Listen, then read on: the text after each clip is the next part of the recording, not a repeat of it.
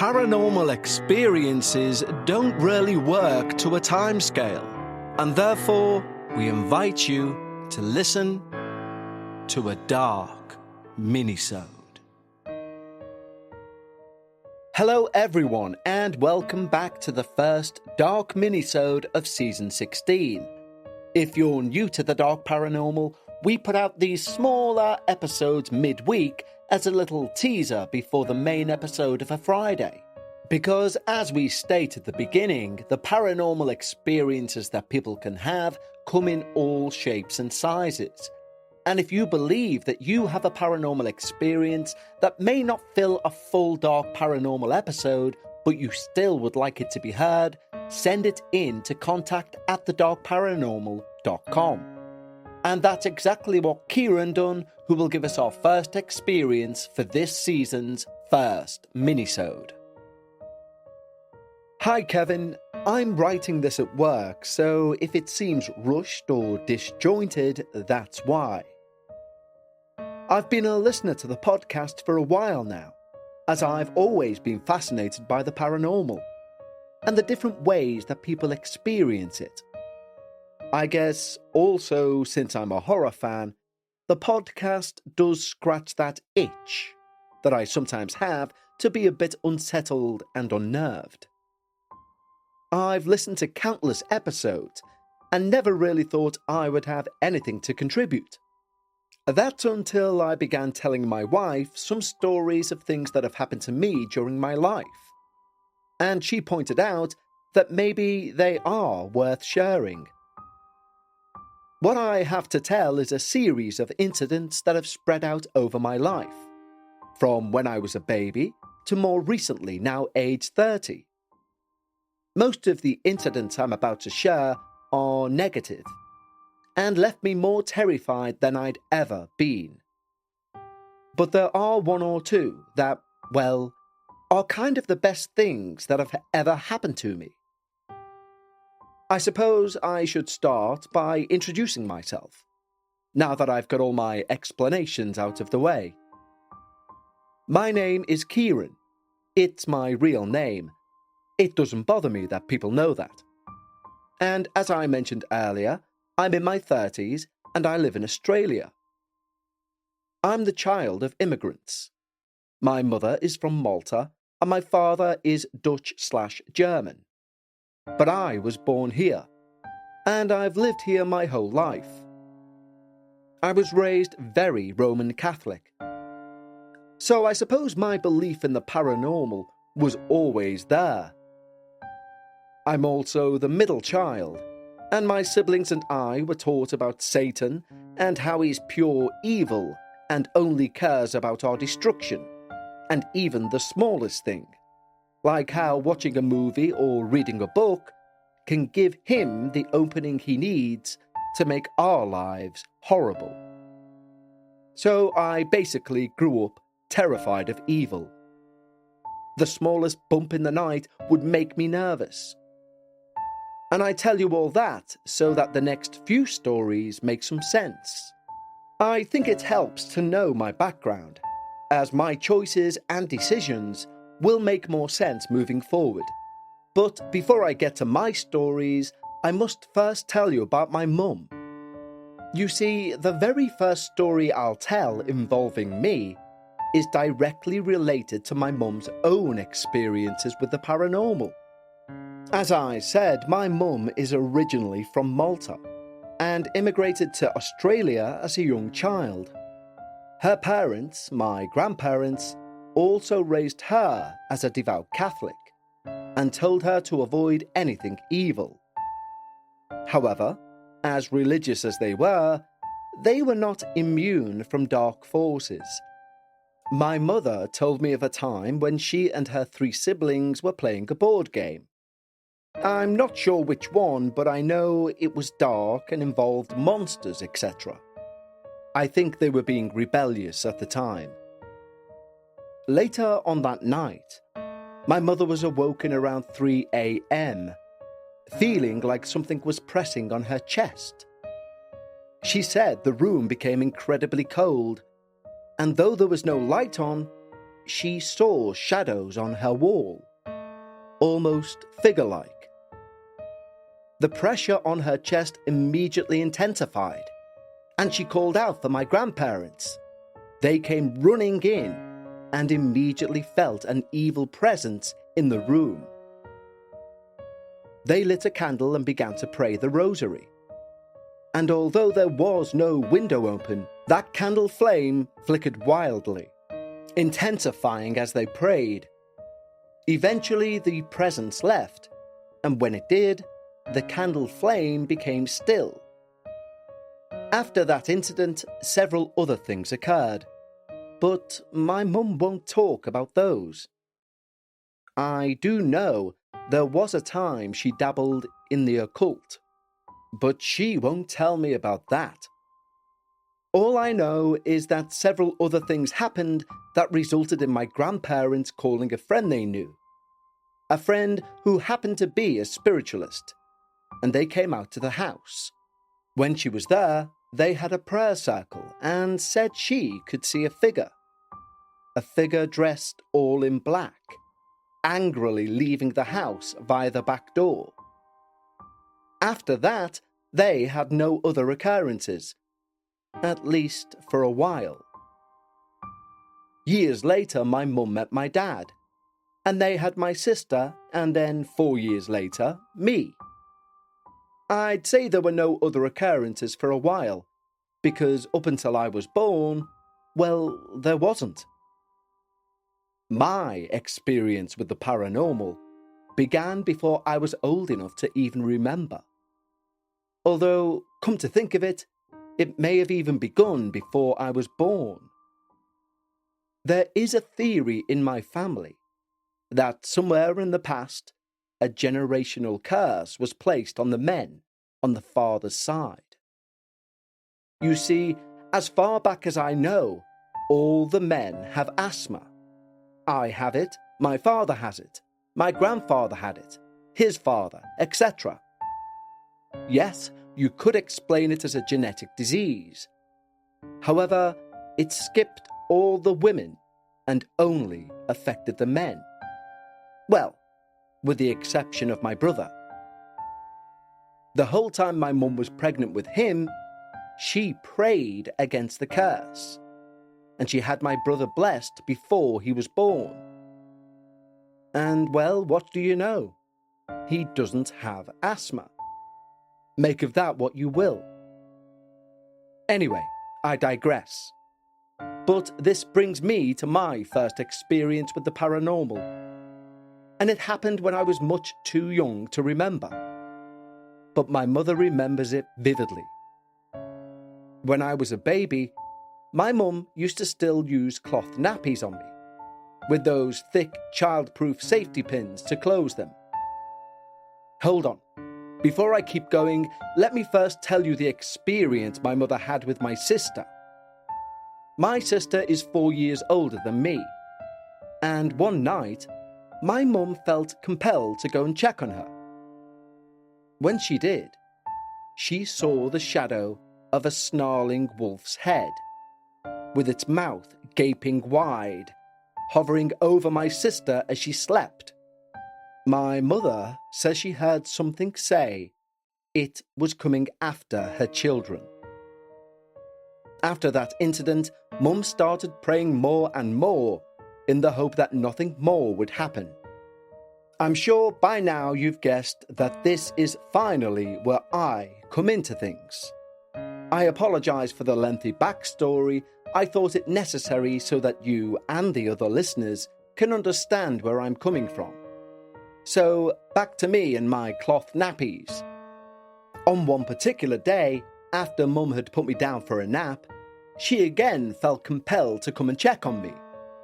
And when she did, she arrived just in time to find the big nappy safety pin that requires an adult's strength to open and close completely open.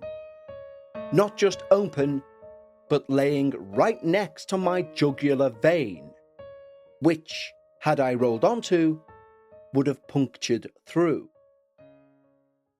Today's show is sponsored by Acorns. Now, I used to believe investment was only for people on Wall Street or people with finance degrees, people who used phrases like buy low, sell high, and other things I will never understand. But the one thing I do understand is the importance of letting your money and your future having a chance to grow. However, investments can seem daunting and most people don't know where to start. And for many people, including me, you believe you need a lot of money before you start investing. Plus, we all have busy lives and we don't have the time to go researching how you start investing. So we say I'll do it tomorrow or next week or next month, but we all know tomorrow never comes. But Acorns make it so easy to start saving and investing for your future. You don't need a lot of money or expertise to invest with Acorns. In fact, you can get started with just your spare change. Acorns recommend an expert-built portfolio that fits you and your money goals, and then automatically invest your money for you. I've recently turned 45 and investment has never been on my radar, but people like Acorns are so clear and straightforward they've not only put it on my radar but took it off my plate. So head over to acorns.com/dark paranormal or download the Acorns app today and start saving and investing for your future today. Paid non-client endorsement. Compensation provides incentive to positively promote Acorns. Investment involves risk. Acorn Advisors LLC, an SEC registered investment advisor. View important disclosures at acorns.com/dark paranormal. Again, my mother began to feel uneasy. She felt once more that something was targeting her children. I suppose that's why she raised us to be so cautious of anything potentially evil. Though, by her own admission, she didn't always get it right. Sometimes she did lean into fear as a tool a bit too much. Anyway, that was the beginning of my personal experiences with the paranormal. The next few incidents happened over the span of my life, and there may well be more I just don't remember. The first thing I will say is less of an incident and more of just something that has always been. You see, ever since I was old enough to understand, I always felt deeply connected to the spiritual world. When I was younger, and even sometimes now, I have random dreams that end up coming true. Maybe about a location that I'd never seen before, or a situation I'd never been in. But sure enough, after I dream it, days, months, sometimes years later, that scenario would play out. Now I know it could be a coincidence, except for the fact that every time I find myself in that situation, my mind kind of flashes back to the dream, no matter how long ago it happened. And I have the realization that I've seen it in a dream. Another thing that's always happened to me, more so as I got older, is that whenever anyone has come to me for advice, I always find myself talking, but not necessarily being in control of the words leaving my mouth. It's kind of like a switch gets turned on, and I'm saying things that seem to be coming from a place beyond me. And most of the time, the advice is pretty solid, and it will hit home for the person. All this is to say that I've always been very connected with my own spirituality. It's always felt like a very tangible part of me. The first paranormal experience I can remember, one that sticks with me 16 years later, was when my family and I were travelling home late at night along a main highway. I was staring out of the window and I saw a dark figure on the median strip. This happened so quickly because we were driving at the time, but I remember it so clearly. I remember being shocked because the figure was blacker and darker than the night was. It was hooded. It had no facial features, though when it stared at me, I felt it. This entire interaction probably took seconds as we drove past, but to me, It felt like time slowed down. The unmoving hooded figure staring at me, and I felt my blood run cold, and all the good feelings drain out of my body. Then, once we passed it, I felt normal again. But that moment terrified me for a long time, and I still get chills now thinking about it. The next experience I had that terrified me deeply was when I was much older, in my late 20s. By that time, I'd left the Catholic Church and become a fully fledged pagan, and I was quite happy with my spirituality. I had crystals I felt connected to. I read tarot cards daily. I meditated, so on and so forth. Life felt good. But on this occasion, I'd gone to bed, done my nightly ritual and drifted off to a pleasant sleep. Now, before I continue, I rarely dream about real locations. And if I do, even rarer do those locations stay as they are in reality. However, this time, I dreamt that I woke up to the sound of banging coming from the lounge room. I walked out and looked towards the sliding door leading outside, where the noise was coming from. And there, I saw the most horrifically grotesque demon I could have imagined, banging and pulling on the locked door, desperately trying to get into the house. I ran over to the door and I held it closed, as this demon kept pulling and trying to rip it out of the frame. I was shouting at it, saying it wasn't welcome and needed to leave, but it would just scream and laugh at me, and it was able to rip the door off and throw it aside, trying to get past me into the house. But I managed to block it and tackle it to the ground, wrestling with it even. I started praying Hail Marys, which scared it. I punched it and kept praying, and eventually it screamed loudly at me and flew away. I woke up in a cold sweat and immediately went to check the sliding door. I remember feeling a sense of some kind of energy when I did so. That was what really terrified me more than the dream. You'd think after the dream I would have completely turned back to Catholicism. And for a while I did. But then I faced the same problems I did that caused me to leave in the first place. So lo and behold, I left again, and I returned to paganism. And once again I felt peaceful. That is until perhaps the most terrifying moment of my life. At that time this next incident took place, I was very angry at God and my former life as a Catholic. I was hateful towards it, and I decided that if God didn't want anything to do with me, then I would go to Lucifer. This particular day, I was at home alone, and I prayed to Lucifer.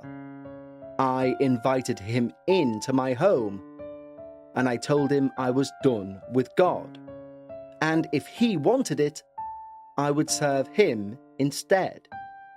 After I was done, I went about my day and didn't think much else about it, until later that night.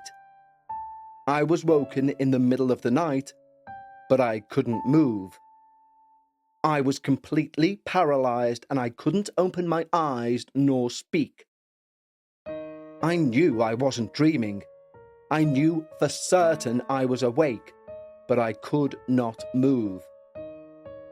And that's when I heard a deep, deep growl. A deep, guttural growl from behind my head. My bed was in the middle of the room, and the bed head was against the wall, so it wasn't possible for there to be anything behind my bed. But something was. The growl evolved into a full-out roar as this thing flew over my entire body from head to foot, breathing fire over me. I literally felt it pass over me like a massive dragon, roaring and breathing heat all over me. I was utterly terrified, too scared to move or speak. All I could do was call out to St. Michael in my head, St. Michael being the angel who is said to have cast Lucifer to hell. I'd always liked St. Michael since I was a kid. I always felt close to him, so I always prayed to him when I was scared. Anyway, for what felt like forever, I prayed and prayed and prayed until finally I was out of my paralysis and I could move again. I turned that light on as fast as I could, still feeling the heat over my body. After that, I never dabbled in anything related to the occult again. I still practiced paganism, but I followed the Greek and Norse gods, which felt much more like home. Best wishes, Kieren. Well, thank you so much, Kieren, for providing this experience for our first minisode of Season 16.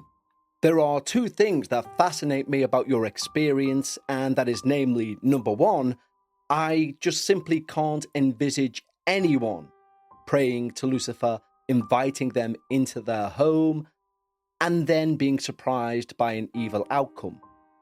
And that's no reflection or judgment on the decisions you made, as you pointed out earlier. They were a result of your relationship with your Catholic upbringing, which is completely something you own, so there is no judgment here. But secondly, I'm also fascinated by the stories your mother hasn't told you. You alluded to the fact she did dabble with the occult, but that she will never tell you those tales herself. It will be fascinating to find out just what those are. But thank you so much, Kieren, for providing this week's Dark Minisode. And don't forget, if you'd like early, ad-free access to everything on this feed, head over to patreon.com/The Dark Paranormal, where you can also get access to over 60 hours worth of Patreon-only podcasts in the form of Dark Bites. But for now, that wraps up this week's minisode, and I'll speak to you all on Friday for episode 2 of Season 16 of The Dark Paranormal. And until then, take care.